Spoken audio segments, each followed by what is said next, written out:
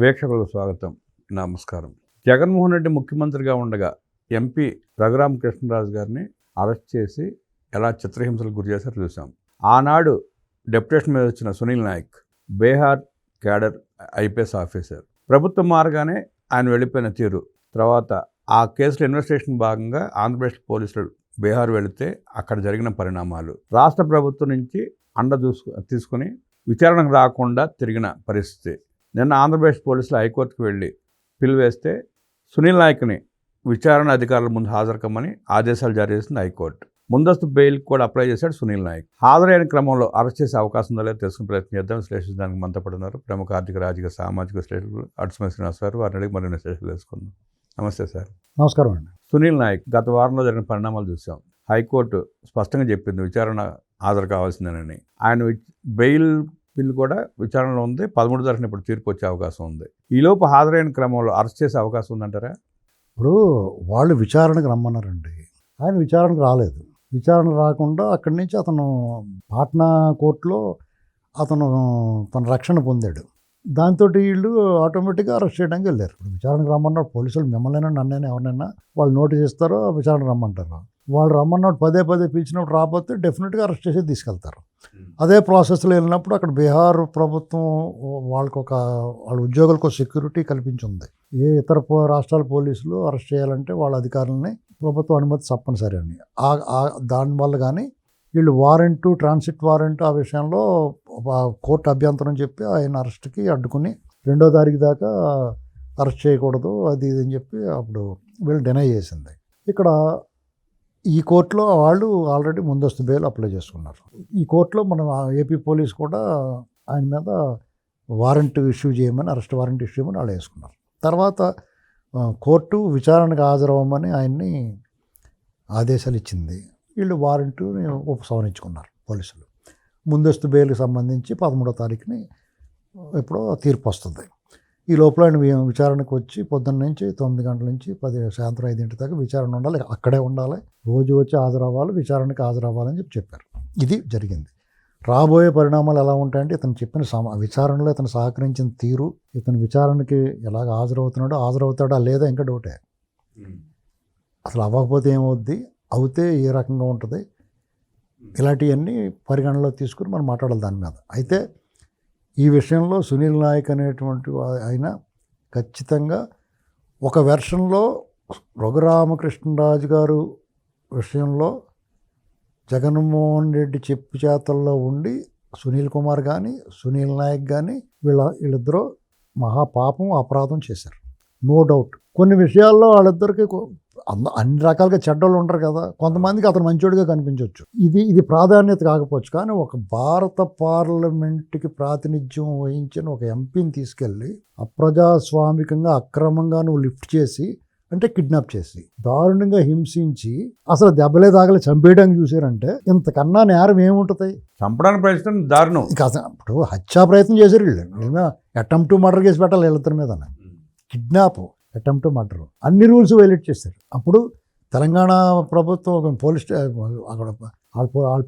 Station పరిధిలో అనుమతి తీసుకున్నారు లేదో కూడా డౌటే.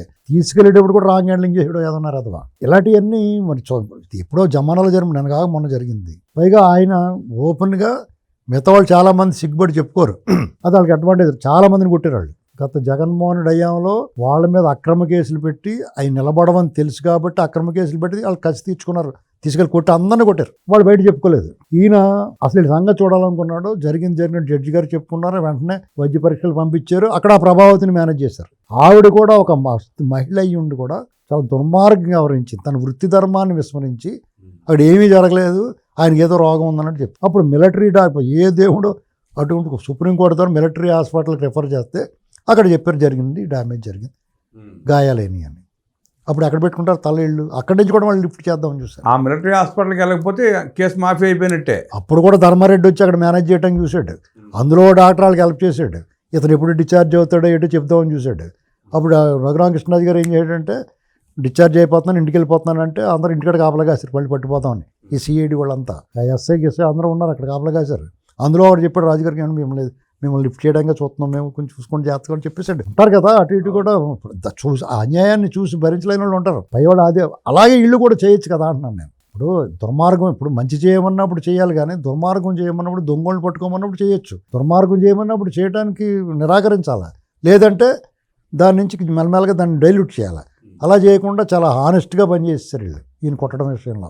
రఘురామకృష్ణరాజు గారు ఇంటికి వెళ్తానని చెప్పి బేగంపేట ఎయిర్పోర్ట్కి వెళ్ళి ఢిల్లీ వెళ్ళిపోయాడు. అప్పుడు తర్వాత ఆయన సెక్యూరిటీ వచ్చాడు, తర్వాత సుప్రీంకోర్టు నుంచి ఆయనకి రక్షణ లభించింది. అయినా సరే నియోజకవర్గాన్ని రానివ్వదు, అది వేరే కదా. ఇక్కడ ఈ సునీల్ నాయక్, ఇప్పుడు జగన్మోహన్ రెడ్డికి ముఠాలో సునీల్ నాయక్, ఇప్పుడు కార్మునాశ్రావు కొడుకు సునీల్ కుమార్ ఎవరో ఉన్నాడు, ఆ సునీల్ కుమార్ రెడ్డి అని ఒక ఉన్నాడు, ఎవరో జగన్ రెడ్డి ఈ లెక్కర్ స్కామ్లో. ఈ సునీల్ కుమార్ అన్న వాళ్ళందరినీ ఇతను పాడు చేసాడండి జగన్మోహన్ రెడ్డి. వీళ్ళు బాగా చదువుకున్న వీళ్ళిద్దరం, వాళ్ళు చదువుకున్నారు, మంచి కుటుంబాల నుంచి వచ్చారు కుర్రోళ్ళు వాళ్ళిద్దరం, సునీల్ కుమార్ రెడ్డి, సునీల్ కుమార్ ఇలాంటి వాళ్ళందరం. ఇంకోడు నాడు ఇతను పాటు జైల్లోకి వెళ్ళినాడు.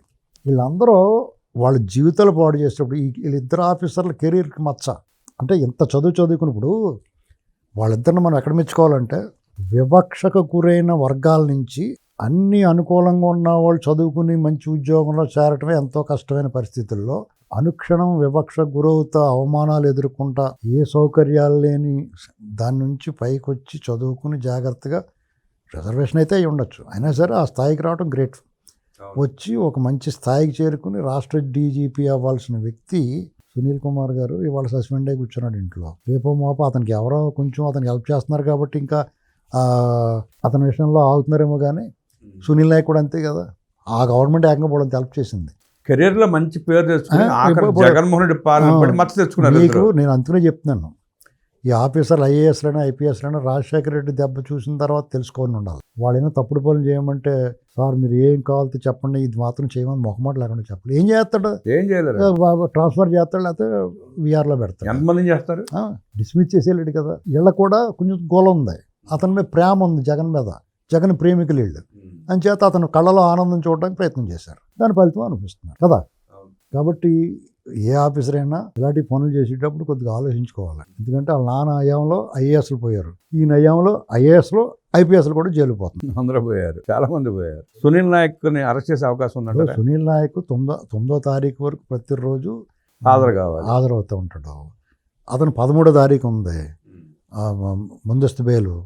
చూద్దాం ఏమవుద్దాం.